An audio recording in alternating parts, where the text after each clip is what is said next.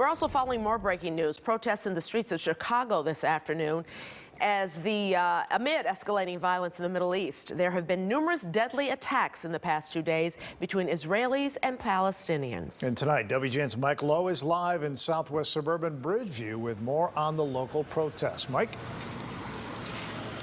Ray and Micah, Bridgeview is home to one of the Chicago area's largest Palestinian-American populations. Tonight is the end of Ramadan, and there is a group inside of this Middle Eastern restaurant right now ending the 30-day fast. Afterwards, they plan to hold a rally here saying they also want an end to the hostilities. The escalating conflict in the Middle East is a grave concern on a global scale.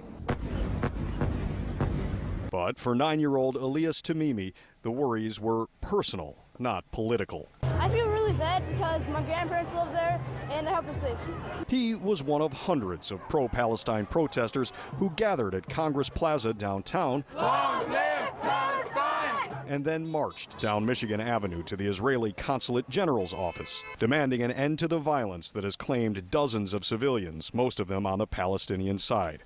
They wanted their message to echo from Michigan Avenue to the Middle East. And we're here as Chicagoans from our community, but also from all other communities in solidarity with us to demand that Israel stop these attacks. This week, Israeli forces bombarded the Gaza Strip with airstrikes. Several leaders of the extremist group Hamas were killed. Hamas has responded by firing more than 1,000 rockets at Israeli cities.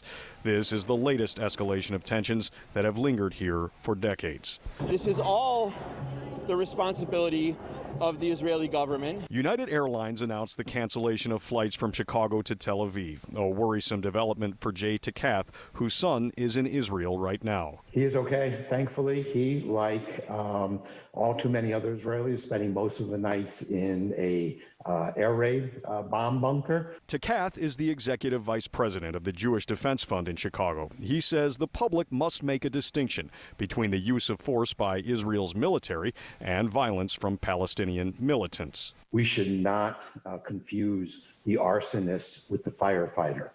The arsonist lights the fire, and the firefighter responds and tries to put it out. He says he's worried the outbreak of violence could escalate into a full-scale war. Israel is responding with restraint and proportionate force. Its targets are terrorists that it is aiming to attack.